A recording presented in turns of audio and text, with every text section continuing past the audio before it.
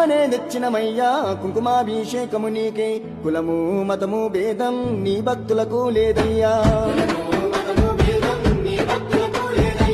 మంచి గంధం తెచ్చినమయ్యా గంధాభిషేకము నీకే ఏ గంధం రానికుండా మా చెంతనని ఉండయ్యా